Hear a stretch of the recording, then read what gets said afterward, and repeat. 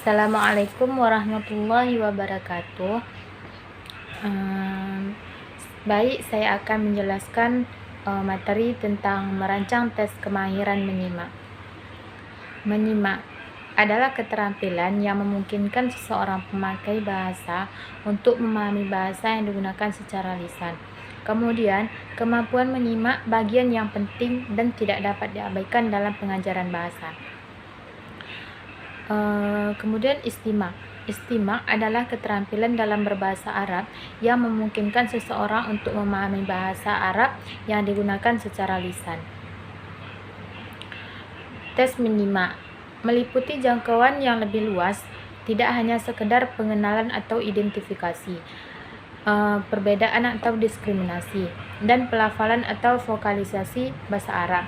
Tes menyimak terkait dengan kemampuan untuk memahami makna suatu bentuk penggunaan bahasa yang digunakan secara lisan dan diterima siswa melalui sarana pendengaran, baik mempergunakan media rekaman maupun langsung disampaikan atau dibicarakan guru sewaktu tes berlangsung.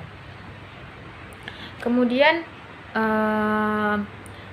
bentuk-bentuk instrumen dalam tes, yaitu yang pertama, menentukan gambar sesuai kata atau kalimat, kemudian menentukan nama tempat dalam peta atau sketsa sesuai petunjuk, kemudian menyempurnakan gambar sesuai petunjuk, melakukan gerakan sesuai instruksi, menjawab pertanyaan mengenai isi kalimat, kemudian dialog atau wacana, kemudian menulis angka dengan cepat, kemudian menulis teks yang didiktekan.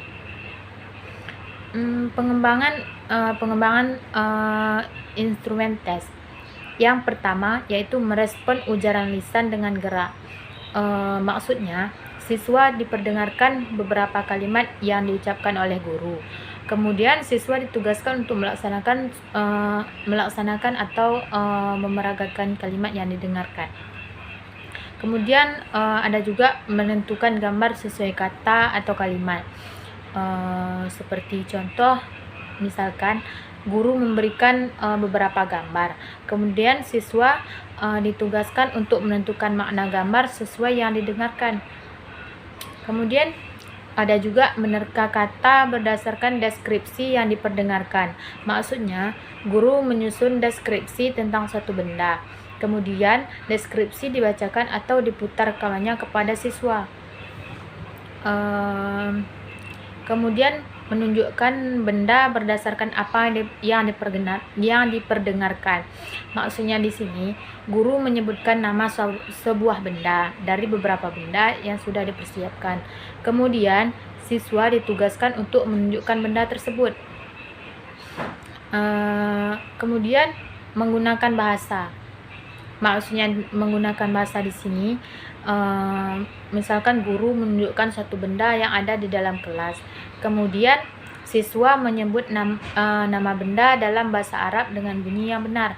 Misalkan seperti contoh, guru menunjukkan kursi dan mengucapkan ma hadza, kemudian siswa menjawab pertanyaan guru tersebut.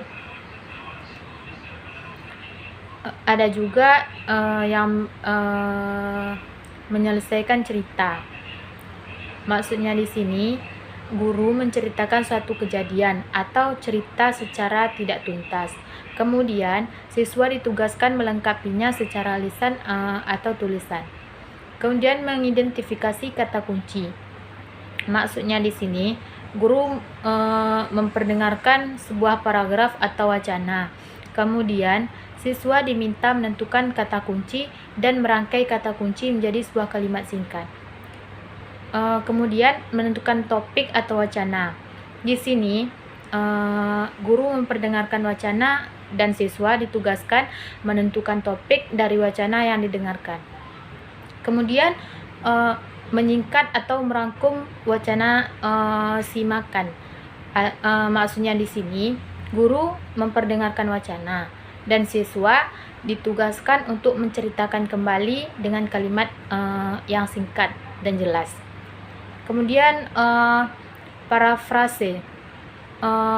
Di sini maksudnya parafrase di sini yaitu guru memperdengarkan wacana atau cerita, Kemudian siswa diminta untuk menceritakan kembali dengan bahasa sendiri.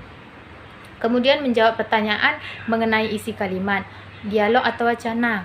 Misalkan contoh di sini seperti siswa diperdengarkan beberapa kalimat dan masing-masingnya diikuti dengan sebuah pertanyaan. Tugas siswa adalah menuliskan jawaban dari pertanyaan tersebut. Kemudian menulis angka dengan cepat. Maksudnya di sini diperdengarkan kalimat yang mengandung angka. Kemudian siswa ditugaskan untuk menulis angka. Kemudian menulis teks yang didiktekan. Maksudnya di sini siswa diperdengarkan beberapa kata, ungkapan atau kalimat. Tugas siswa menuliskan apa yang didengarkan, apa yang mereka dengarkan. Kemudian pemahaman makna, pengertian, penalaran logis atau kesimpulan dari sebuah pernyataan atau kalimat yang diperdengarkan. Contohnya seperti siswa memilih jawaban yang maknanya sama dengan kalimat yang diperdengarkan. Kemudian yang terakhir yaitu pemahaman makna, pengertian, penalaran logis atau kesimpulan dan makna tersirat dari dialog singkat antara dua orang. Contohnya seperti siswa memilih jawaban paling sesuai terhadap pertanyaan yang terkait dengan dialog. Mungkin ini saja yang dapat saya sampaikan dan saya akhiri. Assalamualaikum warahmatullahi wabarakatuh.